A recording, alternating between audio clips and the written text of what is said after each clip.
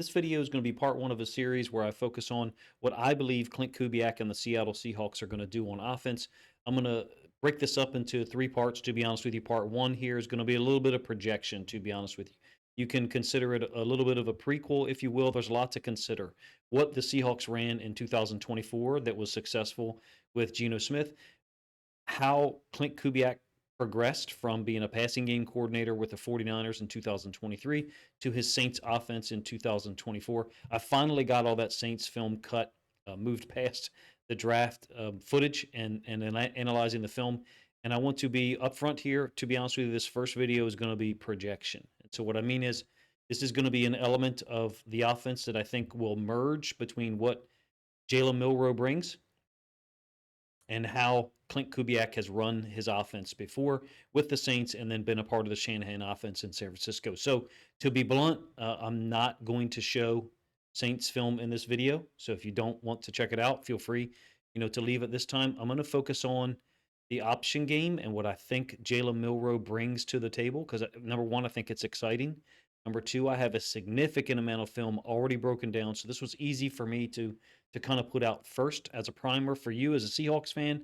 What does the option look like? How is it possible that Kubiak could utilize Jalen Milroe in the pistol, the typical shotgun? I'm going to show you multiple versions of it here. And to be honest with you, Jalen Milroe ran a lot of this stuff at Alabama, like these same exact concepts. In fact, zone read, QB counter read or bash, which I'll get to in a moment, counter option out of the pistol, so RPOs. So I will show you these plays from the standpoint of Kubiak has seen the film of Milroe running them in college at Alabama. And they're succeeding in the NFL, okay? I will utilize Ravens film here to make my points, but the Eagles run a lot of these concepts in the last couple of years with Jalen Hurts. Jaden Daniels ran a shit ton of RPOs in Washington last year, obviously. Justin Fields, Anthony Richardson, Josh Allen, among others, who have executed many of these reads at certain points in time in the NFL. I will generally show you Ravens plays because I'm familiar with them, number one, and I truly think that Kubiak is going to incorporate, at minimum, at least 3 or 4 of them, and the reason why I feel confident saying that is 2 of the pictures that I saw from rookie minicamp had what I would identify as looking like pistol option or shotgun option plays with Jalen Milroe, but it seemed like a lot of the pictures and things that were published were really tight coming from Seattle, meaning not like Cleveland where the reporters were showing in the entirety of an 11-on-11 play. Basically, I would also ask you as a Seahawks fan to hold me to this. And what I mean is I expect to see Milroe early in the season.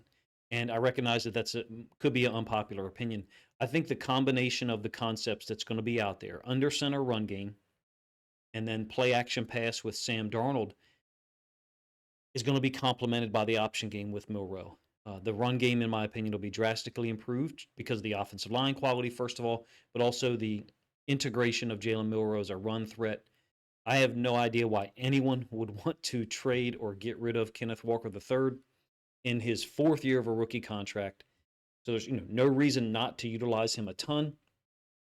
He would want to be used a lot as well as a second-round pick. They don't get a 5th-year option. I think it sounds ridiculous to me, but you're more than welcome to let me know what you think in the comment section. Anyway, for lack of a better word, these plays that I'm going to present to you here are ones that I think Kubiak, it gives Kubiak options to really threaten the defense and force them to prepare for being stretched horizontally and both vertically. And I think Jalen Milroe is the guy to do that, not from a full-time standpoint, but just as an additional threat to this offense.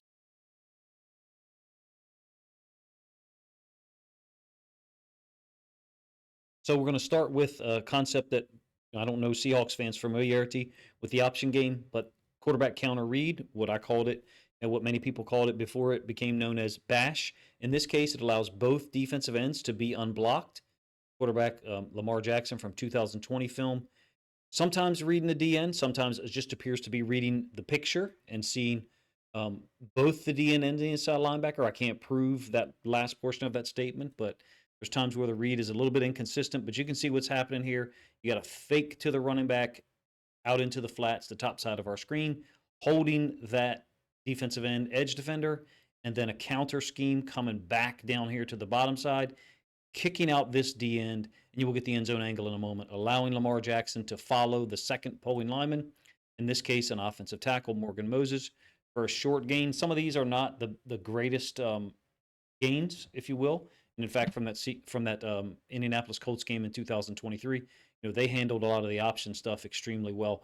Why do I think that the integration of Jalen Milroe is going to happen soon?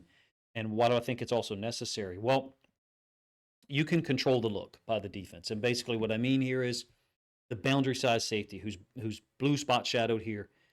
When there's a quarterback run threat, and this is the same play from the end zone angle, and that quarterback run threat is into the boundary, you are essentially forcing the defense to roll down into a one high safety look.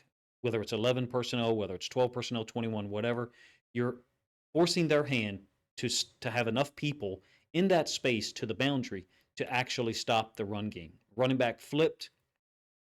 There's the two players that are initially unblocked, that defensive end, or that defensive end to maybe chase, and you're reading him. Then you give the football because of the horizontal threat of the running back. Kenneth Walker III fits here great, if you ask me. I'm not too sure sometimes that Lamar isn't reading both of these guys. I don't pretend to know how they teach it, at that level. We taught our guy, just to read that player. If that player didn't take the running back, then hand it off to him and let him run to the sideline, get horizontal, threaten the edge. And you can run this concept more than once, right, in a particular game. So once you've given the ball, and that's the idea, is to give it to the running back the first time, if possible, and force the defense to account for him. Kind of open things up a little bit more as the game progresses, if you will. Quarterback counter read or bash, horizontal threat to one side, and a complementary horizontal threat to the other. Jalen Milroe, ran that exact concept at Alabama multiple times. It's almost like stealing, to be honest with you, into the boundary.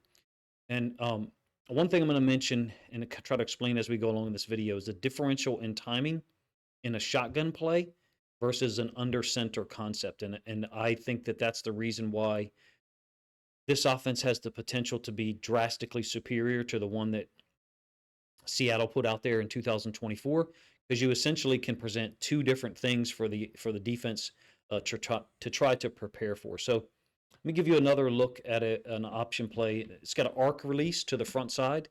So forgive me if the text or font is too small for you guys to read.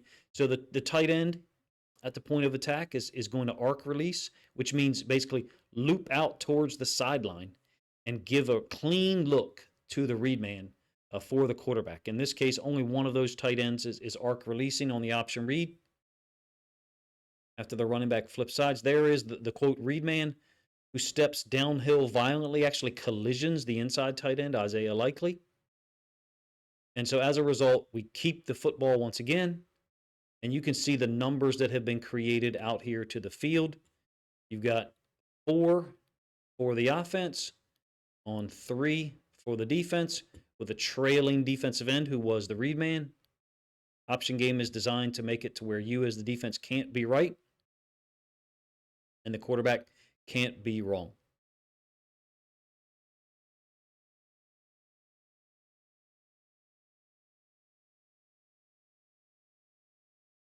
Same play from the end zone angle. After the running back flips sides, there's the arc release by the tight end. I'm trying to give you some terms or terminology that maybe you're familiar with, perhaps not. And again, I recognize that some people might complain and say, Coach, I don't think Jalen Milroe is going to run these plays because Klint Kubiak has never been an option guy. Well, Greg Roman wasn't an option guy either before he was in San Francisco and Colin Kaepernick was there. Essentially, a lot of the concepts that Greg Roman ended up using in the NFL was stolen from Nevada, which is where Colin Kaepernick played college football. So the read man in this case is actually stepping down violently and running into the inside tight end. But you can see Andrews is veering out to the outside, likely looping, taking an angle such that he can seal off the inside linebacker. Read man is step down with the running back. These are the types of plays that I think Kubiak I think they've already got installed, to be honest with you. I can't prove it. I don't get the opportunity to go to mini camps or training camp or anything like that. I can only wish maybe someday. In my opinion, these have already been installed. It's one of the reasons why some of the things coming out of Seahawks minicamp might have been so tight-lipped. Again, as I mentioned earlier with the QB counter read or bash, creates horizontal conflict for the defense, right? In the shotgun option, the typical shotgun option. We'll get to pistol in a moment. You got the run action to one side and then the quarterback keep to the other. On these first two plays that I'm showing, you don't have a run pass conflict that's inherent to it. And what I mean by that is the defenders can generally see the ball, right? The quarterback's in the shotgun. They can take if they have a lane to do so, right? Sometimes you'll see defenders move a little bit to one side or the other so they can get a lane to try to see the quarterback. There's a differential in timing that I feel like I have to discuss, and that's when the quarterback is under center and turns his back to possibly hand the ball off to the running back or keep it and boot out or execute a play action. First of all, the defense can't see the ball there. But second of all, the defense is also put in conflict longer than these two read option plays that I've shown you. Meaning it happens a little bit faster in the shotgun, even though the ball takes time to travel to the quarterback. The quarterback is facing the defense. When the back is turned to the defense, there is an elongation of the conflict. Number one, so you have a longer period of time that they're actually in conflict. Number two, you have the run pass conflict as well, which is not inherent to these two plays that I've shown you. And then finally, you still do have that horizontal threat. The only difference is in the under center plays, the threat is run play to one side and play action to the other. So let me get you one play to just illustrate what I'm talking about. And the reason why I go off screen for a moment is just so I can load up the particular play that I want. So you have a motion. This is one of Kubiak'S, favorite pass concepts, to be honest with you, is digs. Sometimes it's a double dig. You got two of them. In this case, you've got a tight end, working across, going to hold the safety. And then the man in motion, Brandon Ayuk, is going to run the deep, later developing dig over the middle. That would be the quintessential play action that I anticipate you seeing a lot. Sam Darnold under center. I'm not saying that Jalen Milroe isn't going to come in and get under center and run the same concepts ever. That's not my assertion here, but I think you've got the possibility to provide the defense, show the defense, two differentials in timing. The amount of time it takes to play fake here, the back turned, look at the reaction of the inside linebackers, specifically one of them, Levante David, who's a spectacular football player. Even still, veteran guy right here. He's going to take a step up. Thinks it's a run. It's not. He's got to turn his back, get back into his pass set. So the idea of what I'm mentioning is the differential in timing between shotgun option plays and the under center. I'm not saying one is superior to the other. In fact, I think it's a great thing, an asset for Seattle that they'll be able to do both. And that's the whole point of me showing you this video first, is I think you create more conflict for the defense for a longer period of time with the under center shotgun game. Under center run and play action game. The shotgun option plays provides a different timing and a different thing for the defense to have to prepare for. Quite honestly, it's that simple. And it provides as much variety as possible for Klint Kubiak. I think he's got his work cut out for him, trying to integrate all of the talent that is there and get it into a cohesive group. I will give you some perspective as a Ravens fan. When we hired Ty Monken in 2023, he has a ton of concepts that he runs. There was a period of time whereby we were a little simple initially and became more complicated over time. So this is a variation of both of the first two plays that I showed you. The bash concept, quarterback counter. You can see that Lamar Jackson's keeping it for a touchdown week 4 of 2023. But you have the threat of the run to the other side. Again, horizontal threat to this side in the form of the sweep threat by Zay Flowers, following the running back Gus Edwards, and you get a rotation by the secondary for Cleveland. You also get an inside linebacker, JOK, kind of flying out of there. And then I don't think really, to be honest with you, Lamar is really reading anything. I think this is a called play for him to keep it. Center is kicking out the defensive end back in the other direction. So horizontal threat to the right, the sweep play. All right, the sweep play to Zay Flowers, potential sweep. And then the keep by Lamar Jackson back to the other side really guts the defense for a first half touchdown. Same play from the all-22 angle. Again, I recognize that Seahawks fans may not like it, or maybe perhaps have already tuned out because I'm not showing Seahawks film. Well, Klint Kubiak's never been the offensive coordinator in Seattle, number one. Number two, Jalen Milroe has never been there. He's gone through one rookie minicamp. I think I've seen two pictures, actually a video as well, that kind of shows an option concept being installed. But in any case, here's the same play from the all-22 angle. So there's nothing to read for my mind for Lamar to be looking over here. I think he's just looking at Myles Garrett and trying to determine what Garrett is doing. And then if Garrett was to flow inside here, kind of like chase the ball, I think Linderbaum would just log him, so loop to the outside, and Lamar would bounce just to the outside. I don't think Lamar generally does read the option. So does Jalen Milroe, for that matter. But I don't think on this particular play he's reading it. The point is the defense doesn't know that. The defense does not know that you're not reading it. The defense has to play it from a responsibility standpoint and try to handle their job, whether it's the give to the running back, or in that case, the wide receiver, or the keep by the quarterback. They've got to handle their responsibility, and they don't know whether it is or is not a read, because most of the time it will be on film. Now, the third part, I guess really, I took the first two plays, quarterback counter, bash. The second one, the arc release. I think that last play is kind of a merging of those two, because you still have the halfback, Gus Edwards, leading out into the flat. Essentially, conceptually, the same thing as an arc release. He's looping to the outside to lead for, in this case, the halfback. Now, the next one. This is complicated and one that, well, it's fun, to be honest with you. I've enjoyed watching this concept for years. This first play is 2019 film for the Ravens when they were running the option like crazy out of the pistol. It took me a while in 2019 to recognize a couple of things. It's a dual read. Hence, there's two players reading the same defender. It's not pre-planned at all. There are a lot of people who will utilize terminology and tell you that it's pre-planned. It's not. Basically, the quarterback and tight end are both reading a defender. And I'm going to give you two examples of this concept separated by 4 years. It's basically Greg Roman stuff. But as I said before, Greg Roman got it from Nevada.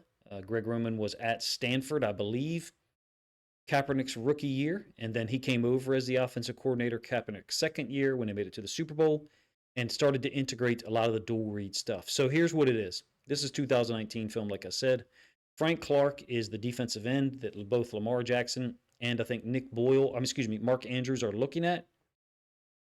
The receiver is leading out into the flats, just trying to expand a safety and or nickel defender, essentially allocate a player to go block him.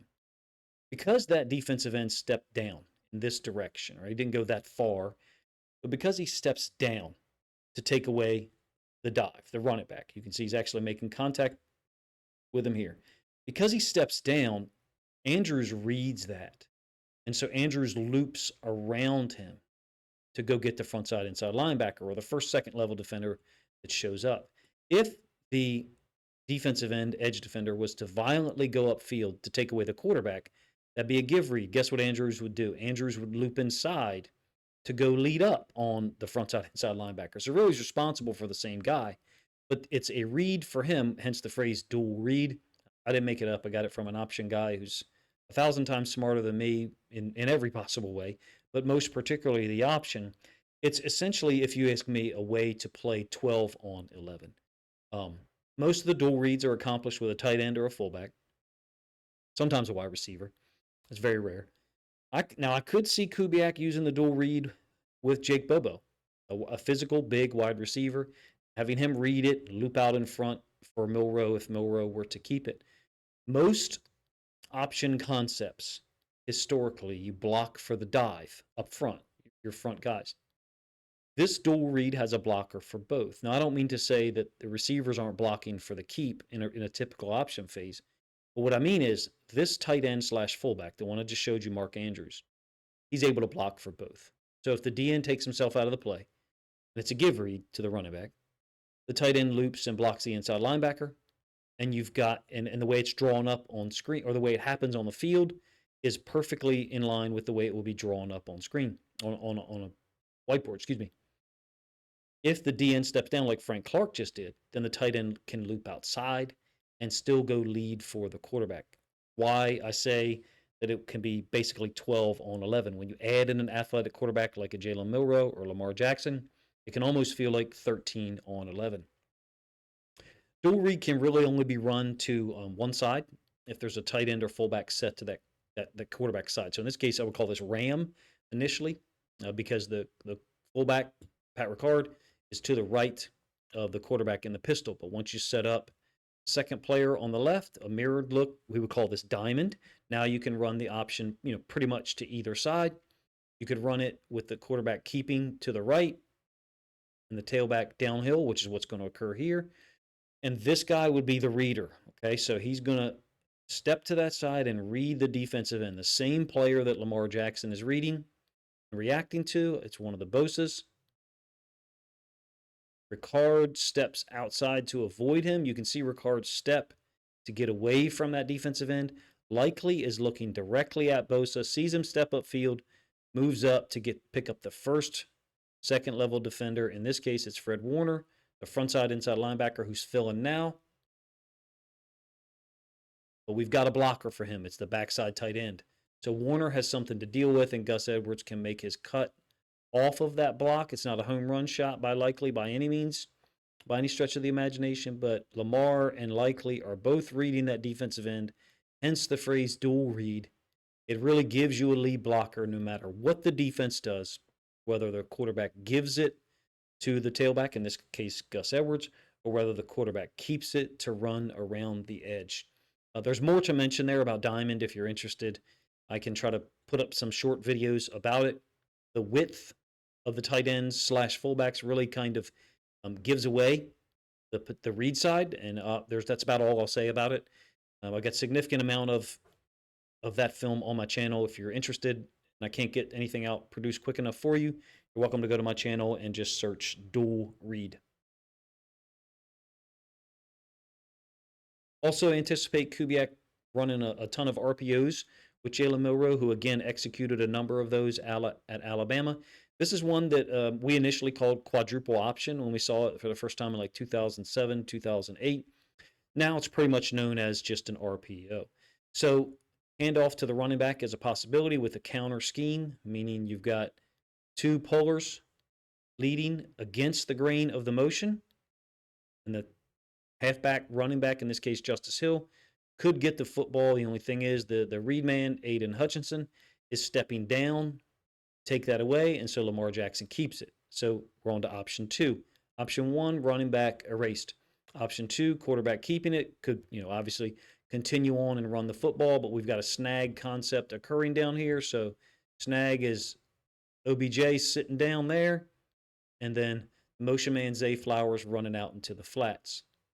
Why we called it quadruple option initially when we saw it years ago, because there was literally 4 options attached to it. 1, running back. 2, quarterback. 3, the snag concept, or 4, Zay Flowers down into the flats, sitting and kind of hanging out. In this case, it's OBJ for a first down. It's a cool play, one that Alabama actually ran last year, the last 2 years, successfully with Jalen Milroe. Another thing, this part of this that I think is really cool is these guys are not blocking downfield on this RPO, these offensive linemen. The only player who is blocking downfield has an eligible number, so it's legal for him to do so. Now, it's not legal for him to go block someone who's defending in pass.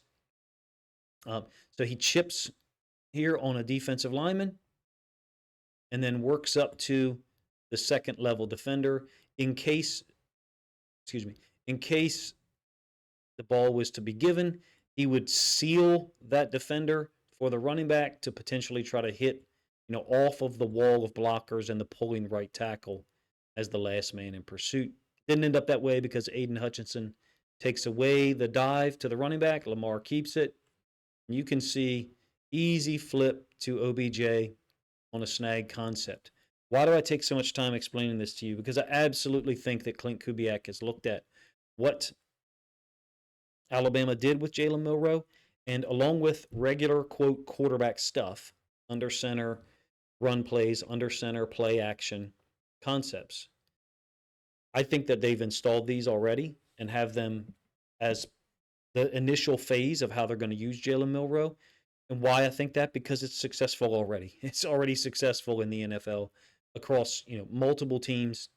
And in my opinion, this is an easy way to cause confusion for the defense on a week-by-week basis, because they'll have to prepare for multiple looks. Am I saying that the percentage of usage for this part of the offense is going to be a 25 or 30%? No. I would guess early season implementation goal for Mike McDonald and Klint Kubiak would be somewhere between 12 and 15%, maybe 18.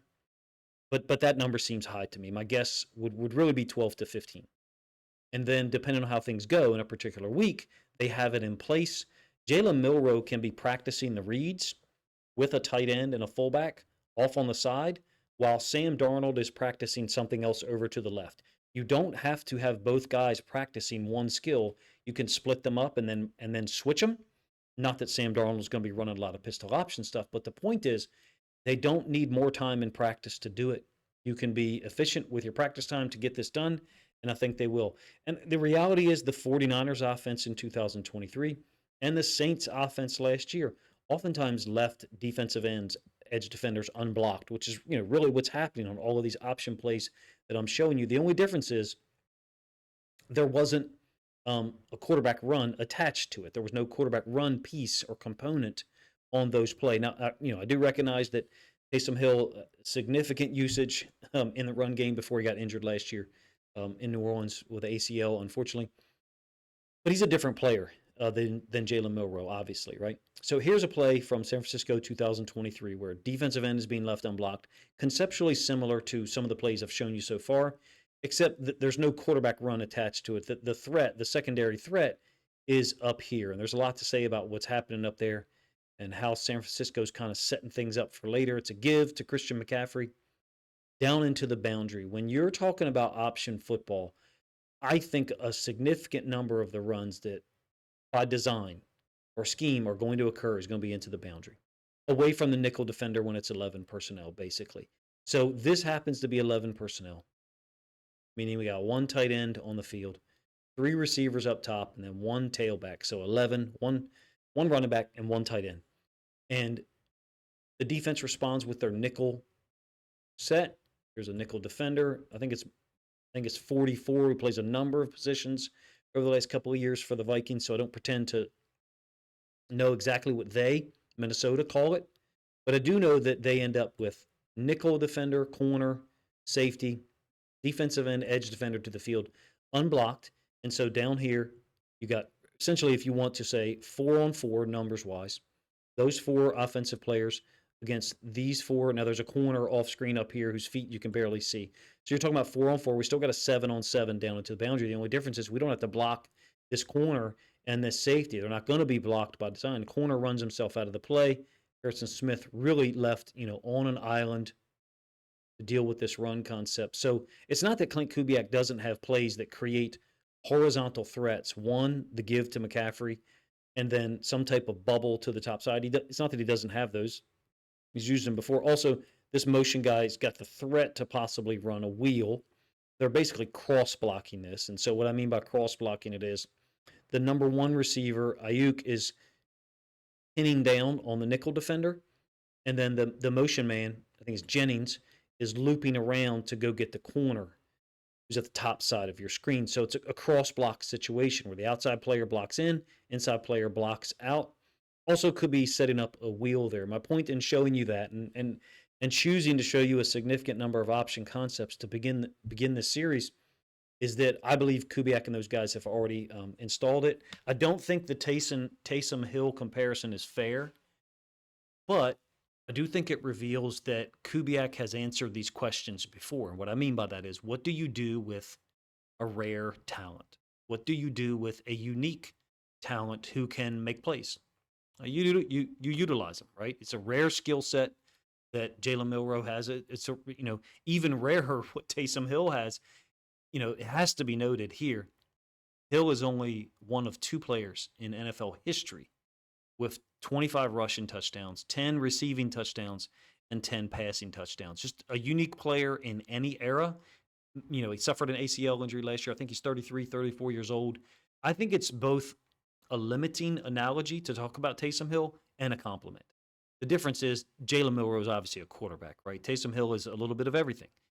Played some running back, tight end, quarterback, punt returner, right? Personal protector on punt team. Even made tackles on kickoff. From a production standpoint, it's a compliment, but from a QB comparison, it's not. Milroe will be expected to utilize or execute, typical quarterback concepts. If Sam Darnold were to go down and you face a whole bunch of 3rd and 7s in a particular game, Jalen Milroe is going to have to execute 3rd and 7 NFL quarterback level reads and throws. Now, is it possible that you may see some more designed runs in those situations? Absolutely. Guess what? They would be option plays. They would be RPOs where Jalen Milroe's mobility and ability to move outside and threaten the defense out on the edge in space towards the sideline plays a huge role in the coverages that you see. I can tell you as a Ravens fan, having seen Lamar Jackson's progression from 2018 as a limited player for what they could call, moving forward to what we see now, clearly one of the top 5 players in the NFL, regardless of what people's actual evaluation and analysis is. Jalen Milroe can offer the same things to the Seattle offense that Lamar Jackson did in 2018. Now, can he reach the heights that Lamar did in 2019? I mean, come on. Lamar won the MVP that season. I think the option game is a way to play 12 on 11 at times, specifically on the dual read concept, but among others. And I think Kubiak and Mike McDonald and the offensive staff has already made their decision to use him in a unique manner with the option game, because they recognize that Milroe can be just as dangerous and devastating as a Taysom Hill, albeit in a vastly different way with quickness and agility advantages, makes people miss instead of running them over like Taysom Hill does. I understand that some may have complaints about the first, quote, Klint Kubiak film study actually not including film from his 2024 season as the offensive coordinator with the Saints. If you stuck around this long and you like an additional explanation, here it is. If you use 2024 film at this point on YouTube, you generally get a content ID hit and you don't gain any monetization or revenue for your work. I wanted to try to recoup some type of monetization or revenue for this work here. So hopefully you can understand. If not, I recognize that you may have some complaints or dislike the video or not return for the second part of the series, where I will focus on the Saints offense from 2024 exclusively, with the acknowledgement and understanding that I won't gain any revenue for that. In any case, if you enjoyed this one, please let me know in the comment section, number 1. Number 2, I have started a Seahawks Discord that you can join as part of my Patreon. Roughly $5.50 a month if you want to join an exclusive community that is just for Seahawks fans to discuss the Seahawks schemes, plays, games, players, whatever. You can do so outside of or away from any trolls who may not bring anything positive to the discussion. It is a way to safeguard people's time and my time as well, and create a gated community, if you will, for fans of the Seahawks only. I do the same thing for the Ravens and Lions in separate Discords, and it's successful and promotes positivity and focusing on the things that we want to learn about, all as fans of each particular team. Finally, if you think other Seahawks fans would enjoy this film study, albeit one that's, quite honestly focused on projection, what I think Kubiak is going to do with Jalen Milroe and some of the talent that he has at his disposal, then please consider grabbing a link to this video, sharing it out on social media to help this content get more reach.